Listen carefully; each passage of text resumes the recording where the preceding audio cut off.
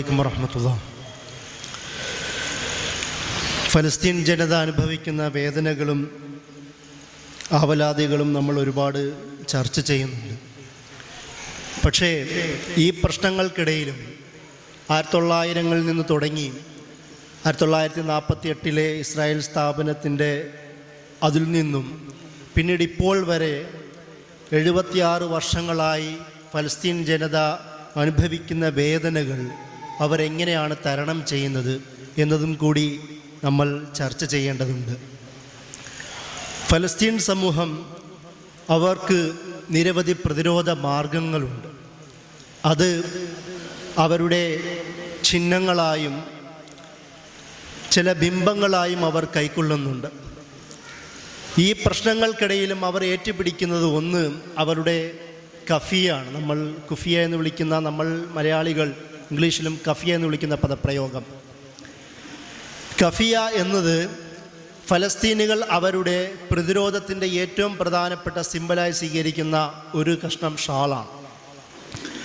1936-ൽ Arab revolt നടക്കുന്ന പശ്ചാത്തലത്തിൽ ഫലസ്തീനിലെ ചില ഫിദായിങ്ങൾ, ചില മുജാഹിദുകൾ, അവർ ബ്രിട്ടീഷ് സാമ്രാജ്യത്തിനെതിരെ പോരാടുന്ന സമയത്ത് അറ്റാക്ക് ചെയ്തതിന് ശേഷം, ഗറില്ല വാർ നടത്തിയതിനു ശേഷം മാറിയപ്പോൾ അതിൽ അറ്റാക്ക് നടത്തിയ ഒരു ഫിദായിൻ, ഒരു മുജാഹിദ് ഈ കഫിയാണ് ധരിച്ചിരുന്നത്. പിന്നീട് ആ അറ്റാക്കിൽ നിന്ന് രക്ഷപ്പെട്ട ഒരു ബ്രിട്ടീഷ് സൈനികൻ തിരിച്ച് അദ്ദേഹത്തിൻ്റെ റെജിമെൻറ്റിലേക്ക് പോയി പരിചയപ്പെടുത്തി കൊടുത്തത് ഈ കഫിയ ധരിച്ച ഒരാളാണ് എന്നെ അറ്റാക്ക് ചെയ്തത് എന്നതായിരുന്നു. അതുകൊണ്ട് ഇയാളെ അന്വേഷിച്ചു കൊണ്ട് ബ്രിട്ടീഷ് സൈന്യം തിരിച്ചു പോകുമ്പോൾ അതിൻ്റെ ഇടയിൽ ഈ സൈനികൻ, ഈ ഫിദായിൻ അവിടെ ചെന്നിട്ട് അദ്ദേഹത്തിൻ്റെ അനുയായികളോടും നാട്ടുകാരോടും പറഞ്ഞത് എല്ലാവരും തങ്ങൾ ധരിക്കുന്ന ഫെസ് എന്ന് പറയുന്ന തൊപ്പി മാറ്റി കഫിയ ധരിക്കാനാണ് പറഞ്ഞത്. കഫിയ ധരിക്കുന്നതോടുകൂടി പിന്നീട് ആരാണ് കുറ്റം നടത്തിയതെന്ന് കണ്ടുപിടിക്കാൻ പറ്റാതായി. അതാണ് ഫലസ്തീൻ പ്രതിരോധത്തിൻ്റെ ഒരു പ്രധാന സിംബലായി കഫിയ ആയി മാറിയത്. പിന്നീട് 1974-ൽ അൻവർ സാദാത്ത്, യാസർ അറഫാത്ത് അദ്ദേഹം UN അസംബ്ലിയിൽ കഫിയ ധരിച്ച് വരുന്നതോടുകൂടി ലോക ഫലസ്തീൻ സമര പോരാട്ടങ്ങളുടെ പ്രധാന സിംബലായി കഫിയ മാറുന്നു. നമ്മൾ നേരത്തെ പറഞ്ഞതുപോലെ ഒരുപാട് പ്രശ്നങ്ങളൊക്കെ നേരിടുമ്പോഴും ഇന്നും നമ്മൾ ലോകത്തിൻ്റെ വിവിധ ഭാഗങ്ങളിൽ, അത് മുസ്ലിങ്ങളാണെങ്കിലും നോൺ മുസ്ലിങ്ങളാണെങ്കിലും ഒരുപോലെ ഫലസ്തീൻ പ്രതിരോധത്തിനോട് ഐക്യദാർഢ്യം പ്രഖ്യാപിച്ചുകൊണ്ട് ധരിക്കുന്നത് ആ കഫിയാണ്. അത് ധരിക്കുന്നതോടുകൂടി അവരുടെ റെബല്യൻ്റെ, അവരുടെ പ്രതിരോധ പോരാട്ടങ്ങളുടെ, അവരുടെ ആത്മവീര്യത്തിൻ്റെ, ആത്മവിശ്വാസത്തിൻ്റെ, അഭിമാനത്തിൻ്റെ, സ്വാതന്ത്ര്യ ബോധത്തിൻ്റെ ഒരടയാളമായി അവർ ആ കഫിയ ഇന്നും ഉൾക്കൊള്ളുന്നുണ്ട്.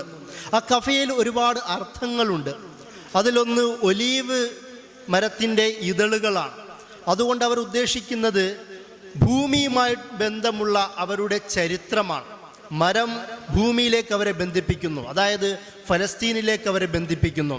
രണ്ടാമത് അതിലുള്ള മീൻ വലകളാണ്. അതായത് ഗസ മുനമ്പിലെ ആ തീരപ്രദേശത്ത് അവരുടെ മീനുമായി ബന്ധപ്പെട്ട, കടലുമായി ബന്ധപ്പെട്ട അവരുടെ ജീവിതമാണ്. അത് കടലുമായി, വെള്ളവുമായിട്ടുള്ള ഫലസ്തീനികളുടെ ബന്ധമാണ്. മൂന്നാമത് അതിലെ തിക്കായ കട്ടിയുള്ള കഫിയയുടെ അടിയിൽ കാണുന്ന ഭാഗം, അത് അവരുടെ ട്രേഡ്, കച്ചവടവും അതുപോലെ തന്നെ ദൂരപ്രദേശങ്ങളുമായി വിവിധ മുസ്ലിം നാടുകളുമായിട്ടുള്ള ചരിത്രപരമായ യാത്രയുടെ സൂചനയാണ്. അതായത് ആ കഫിയയിൽ തന്നെ അവരടക്കി വച്ചിരിക്കുന്ന ഒരു ചരിത്രമുണ്ട്. ഫലസ്തീൻ മണ്ണിനോടും അതുപോലെ തന്നെ അവരുടെ യാത്രകളോടും അവരുടെ കടലിനോടും ചേർത്ത് വെക്കുന്ന ഒരു ചരിത്രം. അതാണ് അവർ കഫി എന്ന നിലയിൽ അവർ ശരീരത്തിൽ അവർ ചൂടുന്നത്.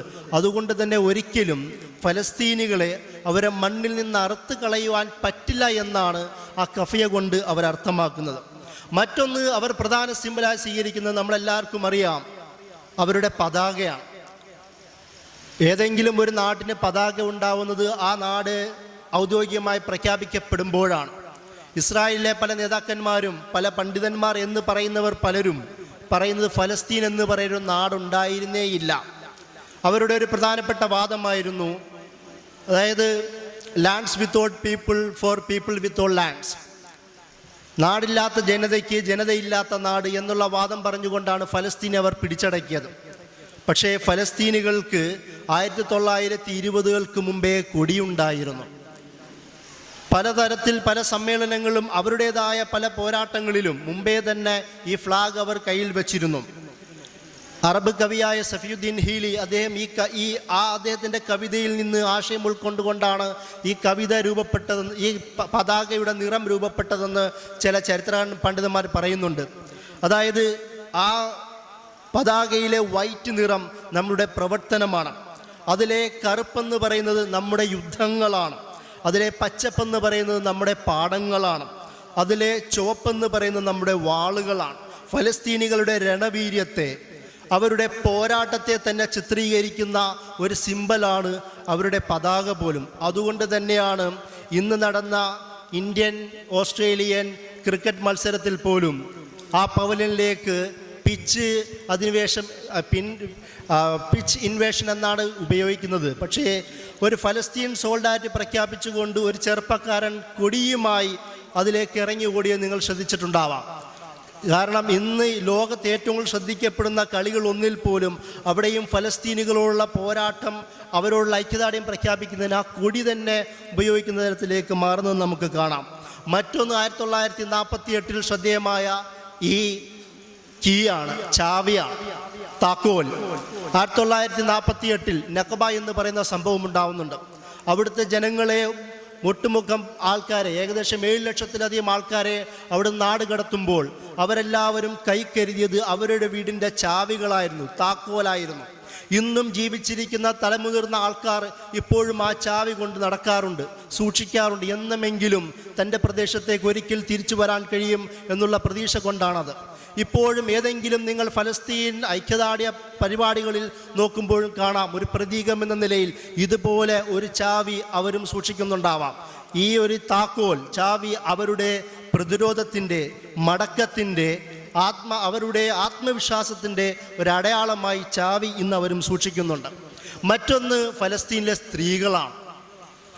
അതിൽ ഏറ്റവും പ്രധാനപ്പെട്ട ഒരു വ്യക്തി എന്ന് പറയുന്നത് ലൈല ഖാലിദ് എന്ന് പറയുന്ന ഒരു പോരാളിയാണ്. 1969 ഫലസ്തീനിലെ ചില സംഘടന, ഒരു പോരാട്ട സംഘടന ഒരു പ്ലെയിൻ ഹൈജാക്ക് ചെയ്യുന്നുണ്ട്.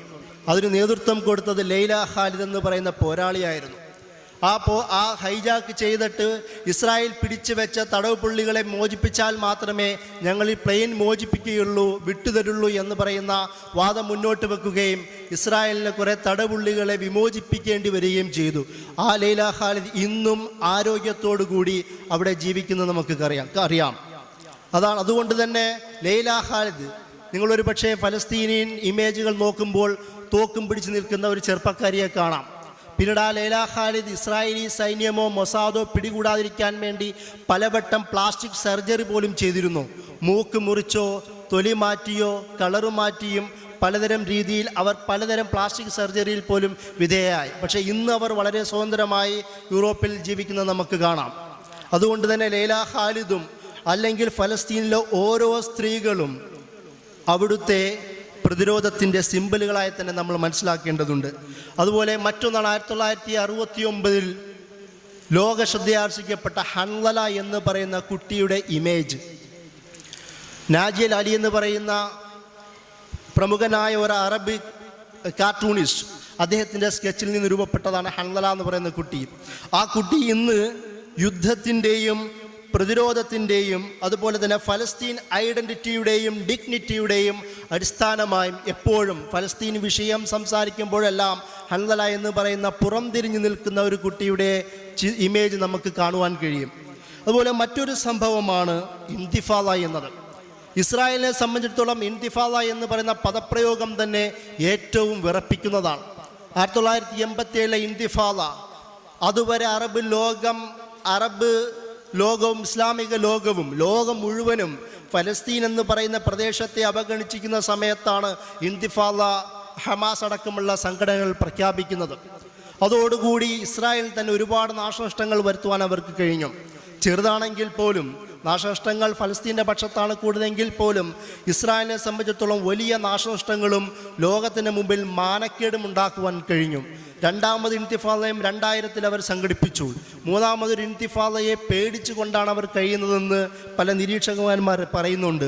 അതുകൊണ്ട് തന്നെ ഫലസ്തീൻ ചരിത്രത്തിലും സമകാലിക വർത്തമാന ലോകത്തും ഇൻതിഫാദ എന്നത് അവരുടെ പ്രതിരോധത്തിൻ്റെ ആത്മവീര്യത്തിൻ്റെ ഒരു പ്രതീകമായി മാറി എന്നുള്ളതും നിങ്ങൾ ശ്രദ്ധിക്കണം. മറ്റൊന്ന് from the river to the sea എന്ന് പറയുന്ന ഫലസ്തീൻ വിൽ ബി ഫ്രീ എന്ന് പറയുന്ന പ്രധാനപ്പെട്ട ആ സ്ലോഗനാണ്. സ്ലോഗൻ എന്ന് പറയുന്നത് ജോർദാൻ നദിയിൽ നിന്ന് തുടങ്ങി മെഡിറ്ററേനിയൻ കടൽ വരെ നീണ്ടു നിൽക്കുന്നതും വെസ്റ്റ് ബാങ്കും ഗസയും മൈത്തുൽ മഖ്സിദും അടക്കമുള്ള പ്രദേശം മുഴുവനും ഉൾക്കൊള്ളുന്ന ആ ആശയം ആ ഭാഗം മുഴുവനുമുള്ള, അതായത് ഫലസ്തീൻ എന്ന് നമ്മൾ സങ്കല്പിക്കുന്ന ആ പ്രദേശം മുഴുവനും ഫ്രീ ആകും എന്ന് പറയുന്ന ഒരു മുദ്രാവാക്യമാണ്. ആ മുദ്രാവാക്യത്തെ പല യൂറോപ്യൻ നാടുകളും ബാൻ ചെയ്തു എന്നും കൂടി മനസ്സിലാക്കുമ്പോഴാണ് ഫലസ്തീനികളുടെ പ്രതിരോധം എത്രത്തോളം, അല്ലെങ്കിൽ അവരുടെ സ്ലോഗനിൽ പോലും മുദ്രാവാക്യങ്ങളിൽ പോലും എത്രത്തോളം പ്രതിരോധം നിറഞ്ഞു നിൽക്കുന്നു എന്ന് നമുക്ക് മനസ്സിലാക്കാൻ കഴിയുന്നത്. അതുപോലെ ഏറ്റവും പുതിയ പ്രതീകം എന്ന് പറയുന്നത് ആ ചുവപ്പ് ട്രയാങ്കിളാണ്. ഇസ്രായേലിൻ്റെ എല്ലാ ടാങ്കറിൻ്റെയും, മർക്കാവ ടാങ്കറിൻ്റെയും ഏത് ജീപ്പിൻ്റെയും മിലിറ്ററി വെഹിക്കിളിൻ്റെ മുകളിലും ആ ട്രയാങ്കിൾ വരുന്നോ അതോടുകൂടി ഇസ്രായേലിന് ഭയം വരുന്നു എന്ന തരത്തിലേക്ക് മാറി. അതിന് പകരമായി ഇസ്രായേൽ പോലും ഫലസ്തീനി ഹോസ്പിറ്റലുകളുടെ മുകളിൽ ട്രയാങ്കിൾ ഫിറ്റ് ചെയ്തുകൊണ്ട് ചില മറുപടികൾ കൊടുക്കാൻ ശ്രമിച്ചു. അപ്പോൾ നാട്ടുകാർക്ക് തന്നെ അത് തിരിച്ച് കളിയാക്കാൻ ഉണ്ടായത്. ഫലസ്തീനികൾ നിങ്ങളുടെ സൈനിക വാഹനങ്ങളുടെ മേലാണ് ട്രയാങ്കിൾ വെക്കുന്നതെങ്കിൽ നിങ്ങൾ ആ ട്രയാങ്കിൾ വെക്കുന്നത് ഫലസ്തീനികളുടെ ഹോസ്പിറ്റലുകളിലും വീടുകളിലും സ്കൂളുകളിലുമാണല്ലോ എന്നും. കാരണം നമ്മൾ മനസ്സിലാക്കേണ്ടതുണ്ട്, ഫലസ്തീനികളുടെ പോരാട്ടത്തിൻ്റെ പുതിയ ഒരു പ്രതീകമായി ആ ചുവപ്പ് ട്രയാങ്കിൾ പോലും മാറി. അതിന് ചില നിരീക്ഷകന്മാർ പറയുന്നത് അവർ കൊടിയിലെ ആ ചുവപ്പിൻ്റെ താഴോട്ടുള്ള ആ കൊടി തന്നെ, അതായത് ഫലസ്തീൻ പ്രതിരോധത്തിൻ്റെ ആത്മവീര്യത്തിൻ്റെ അവരുടെ വെഹിക്കിളിന് മേലുള്ള ഒരു പതനമാണ് ആ ട്രയാങ്കിൾ എന്ന തരത്തിൽ പോലും അതിനെ വ്യാഖ്യാനിക്കുന്നത് നമുക്ക് കാണുവാൻ കഴിയും. ഏറ്റവും അവസാനം അബൂ ഉബൈദ എന്ന പേർ, അബൂ ഉബൈദ എന്ന നാമം പോലും അദ്ദേഹം ചാനൽ വരുന്നത്, അതായത് ഒരു സ്ഥലത്ത് ലബനാനിലെ ഹസൻ നസ്രുള്ള ചാനൽ വരുന്നത് എപ്പോഴൊക്കെ അദ്ദേഹം ചാനൽ വരുന്നു അപ്പോഴൊക്കെയും ഇസ്രായേൽ ഒരുങ്ങിയിരിക്കും, എന്തോ മഹാവിപത്ത് സംഭവിക്കാൻ പോകുന്നു എന്ന് അവർക്കറിയാം. അതാണ് അദ്ദേഹത്തിൻ്റെ ചാനൽ വരുമ്പോഴൊക്കെ അവർക്കറിയാവുന്നത്. ഇപ്പോൾ അബൂ ഉബൈദ വരുമ്പോഴൊക്കെയും അതേ ഭയം ഇസ്രായേലിനും പിടികൂടി കഴിഞ്ഞു. അബൂ ഉബൈദ എന്ന് പറയുന്ന മുഹമ്മദ് ലൈഫ് എന്ന് പറയുന്ന ഈ ഹമാസിൻ്റെ കമാൻഡറിൻ്റെ സാന്നിധ്യം പോലും ഹമാസിൻ്റെ ആ പോരാട്ടത്തിൻ്റെ നേതൃത്വത്തിലുള്ള അബൂ ഉബൈദയുടെ സാന്നിധ്യം പോലും ഇസ്രായേലിനെ ഭീതിപ്പെടുത്തുന്ന ഒരു പ്രതീകമായി മാറി എന്നുള്ളതും കൂടി ചരിത്രമാണ്. എന്തുകൊണ്ടാണ് ഈ പ്രതിരോധത്തിന് ഫലസ്തീനികൾ നിന്നുകൊടുക്കുന്നത്? നബി സല്ലല്ലാഹു അലൈഹി വസല്ലം പറഞ്ഞല്ലോ, ലാ താഅത ലി മഖ്ലൂഖിൻ ഫീ മഅസിയത്തിൽ ഖാലിഖ്.